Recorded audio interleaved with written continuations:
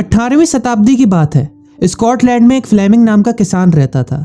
एक दिन वो अपने खेतों में काम कर रहा था तो उसी समय उसने पीछे से एक बच्चे के चिल्लाने की आवाज़ें सुनी। वो भागता हुआ वहां गया तो उसने देखा कि वहां एक बच्चा कमर तक दलदल में फंसा हुआ है और वो बस मरने के कगार पर था।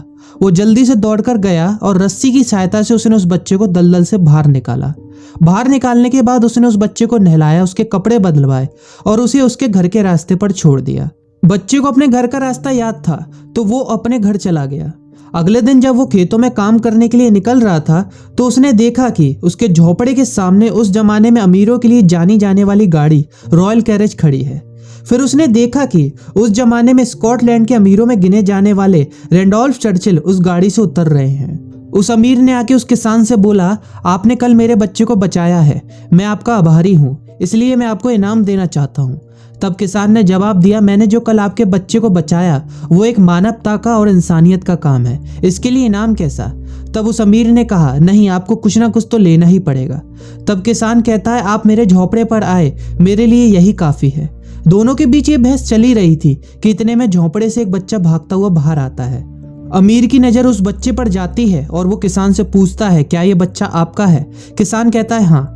ये देखकर अमीर कहता है कि एक काम करते हैं, जहां मेरा बच्चा पढ़ेगा वहीं आपका बच्चा भी पढ़ेगा।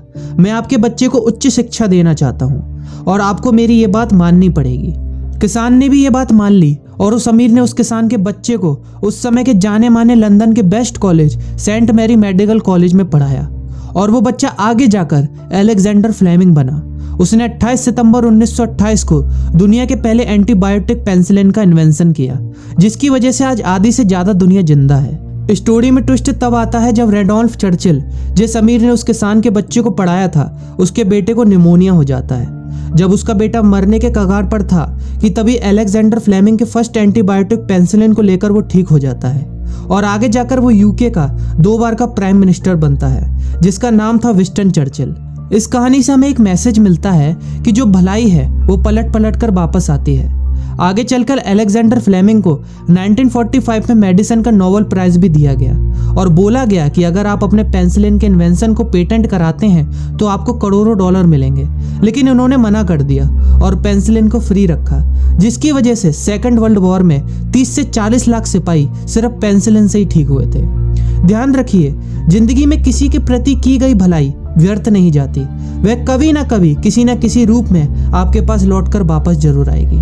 वीडियो अच्छी लगी तो वीडियो को लाइक और शेयर करना मत भूलिएगा। बने रहिए इंस्पायर मी के साथ, जल्दी मिलते हैं।